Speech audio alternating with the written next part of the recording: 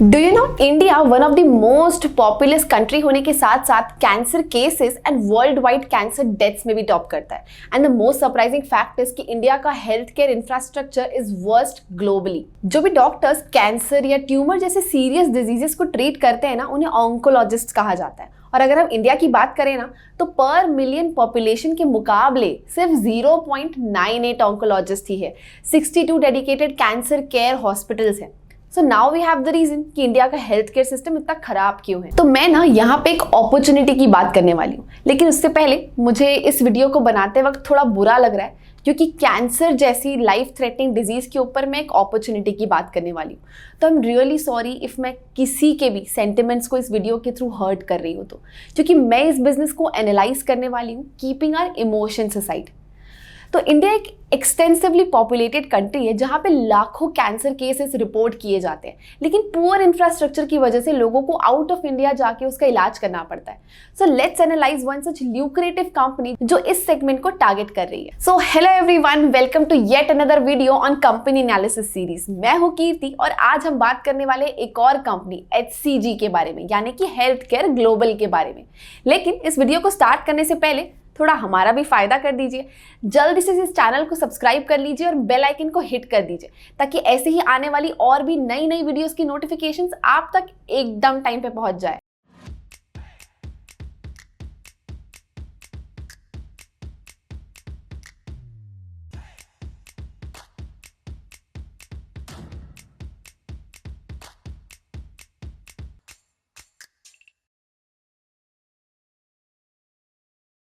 Health care global enterprise एक leading cancer care hospital chain है which has 24 HCG facilities, जिसमें से 18 cancer care के हैं, 2 मल्टी स्पेशलिटी हॉस्पिटल्स हैं और 3 डायग्नोस्टिक सेंटर है। अब HCG की ना सबसे यूनिक बात है उनका unique business model. HCG hub and spoke model के थ्रू वर्क करता है। अब आप सोच रहे होंगे कि हब एंड स्पोक मॉडल क्या होता है। तो इसमें क्या होता है ना, एक सेंटर होता है, एक मेन हब होता है, जिसे हम सेंटर ऑफ एक्सीलेंस भी कहते हैं। जैसे कि HCG के केस में उनका सेंटर ऑफ एक्सीलेंस बैंगलोर में सिचुएटेड है। अब उसके बाद एक हब बनाने के बाद वो छोटे छोटे स्पोक्स पैन इंडिया में बनाते हैं, जैसे कि स्मॉलर सिटीज में या Tier 2 Tier 3 सिटीज में, जिन्हें हम कॉम्प्रहेंसिव कैंसर सेंटर्स भी कहते हैं। तो इस बिजनेस मॉडल को और फर्दर समझने के लिए हमें सबसे पहले समझना होगा कि कॉम्प्रहेंसिव कैंसर सेंटर्स क्या होते हैं और ये कैसे वर्क करते हैं। तो ये ना बेसिकली एक सिंगल रूफ सेंटर होता है जहाँ पे डायग्नोसिस एंड ट्रीटमेंट जैसी सर्विसेज ये कैंसर पेशेंट्स को देते हैं, वो भी बहुत कॉस्ट इफेक्टिव तरीके से। ये लोग क्या करते हैं ना, इन सेंटर्स को पार्टनरशिप में चलाते हैं और वो ऐसे पार्टनर्स ढूंढते हैं जो उस पर्टिकुलर सिटी या एरिया के फेमस ऑन्कोलॉजिस्ट या फिर फिजिशियंस के साथ टाई अप करके। और इससे क्या होता है, उनको उन डॉक्टर्स का एक अच्छा गुडविल मिल जाता है, प्लस वो उनके साथ एक रेवेन्यू शेयरिंग या प्रॉफिट शेयरिंग अरेंजमेंट पे भी वर्क करते हैं। तो HCG अपने प्रॉफिट या रेवेन्यू का एक फिक्स्ड अमाउंट ऑफ पोर्शन अपने पार्टनर्स के साथ शेयर करता है। एक और अच्छी चीज HCG की ये है कि वो किसी भी डॉक्टर को पार्टनर बनाने से पहले कई सारे फैक्टर्स को कंसिडर करता है, जैसे कि डॉक्टर का एक्सपीरियंस कितना है, उनका पेशेंट बेस कितना है, उनका मार्केट में रेप्यूटेशन कैसी है और access to land and building and वगैरह वगैरह। उन्हें कोई भी न्यू सेंटर को एस्टैब्लिश करने के लिए अप्रॉक्स 60 करोड़ का कैपेक्स लग जाता है, जिसमें से 50 to 60% तो सिर्फ इक्विपमेंट कॉस्ट ही होती है, which are leased by the vendors and paid by the company after 3 years of purchase. और यहीं पे उनका सबसे बड़ा मोट लाई करता है, क्योंकि ऐसा करने की वजह से उनका अपफ्रंट आउटगो सिर्फ 15 से 20 करोड़ का ही होता है। Now talking about the HCG's multi speciality hospitals, तो वो टोटल 4 मल्टी स्पेशलिटी हॉस्पिटल्स को ओन करते हैं, जिसमें से 3 उसके खुद के नाम पे हैं and 1 works under the operations and management contract in Hubli named by Suchirayu health care. Next, Milann भी उनका एक बिजनेस सेगमेंट है। Milann is a fertility care centre जो HCG ने 50% स्टेक लेकर 2013 में खरीदा था एंड लेटर ऑन 2021 में उन्होंने 49% स्टेक्स और खरीद लिए थे।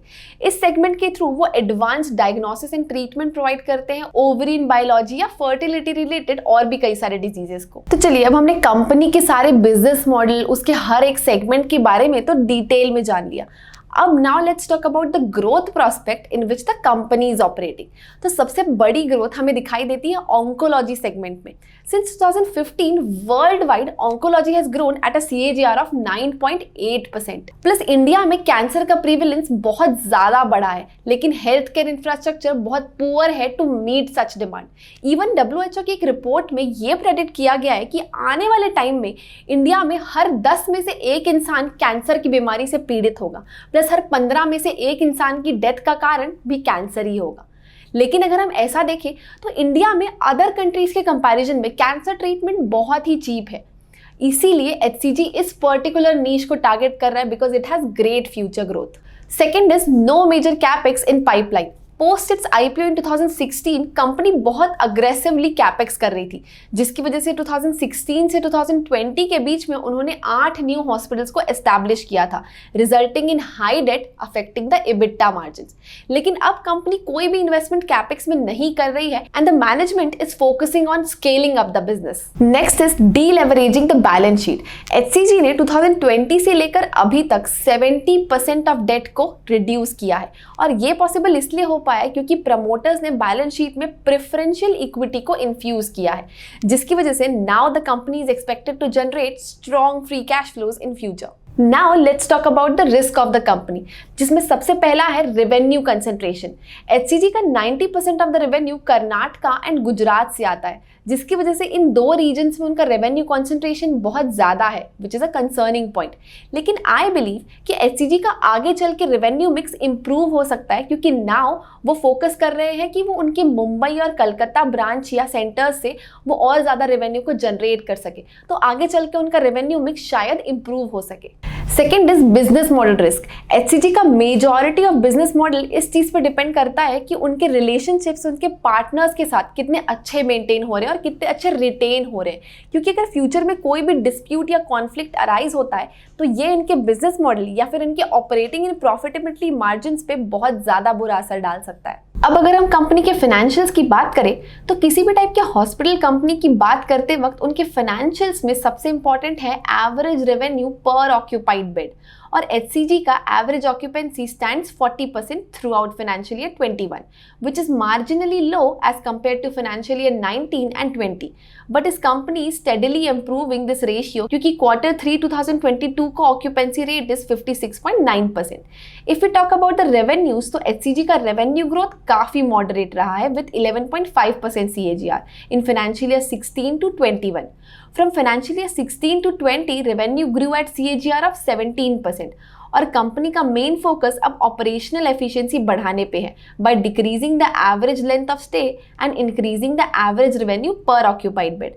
प्लस कई सालों से कंपनी का EBITDA margin was volatile because of huge capex and expansion plan, but अब कंपनी ने ग्रोथ कैपेक्स करना बंद कर दिया है and now is the time कि कंपनी के फ्यूचर मार्जिन्स इंप्रूव हो सकते हैं। Talking about the valuations of the company, तो HCG को अगर हम उनके कॉम्पिटिटर कंपनीज जैसे कि नारायणा, अपोलो, मैक्स के साथ कंपेयर करें और उनका EV अपॉन EBITDA देखें तो HCG is comparatively under valued.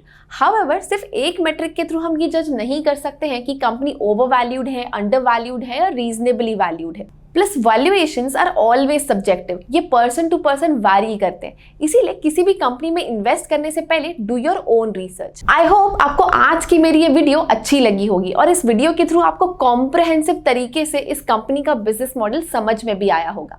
तो अगर आपको ये बिजनेस मॉडल अच्छे से समझ में आया और वीडियो इंटरेस्टिंग लगी तो इस वीडियो को लाइक जरूर कीजिएगा और अपने फ्रेंड्स एंड फैमिली के साथ भी जरूर शेयर कीजिएगा। और हाँ, मुझे कमेंट सेक्शन में भी बताइएगा कि नेक्स्ट कौन सी कंपनी मुझे एनालाइज करनी चाहिए। Till then keep learning, keep growing, bye bye.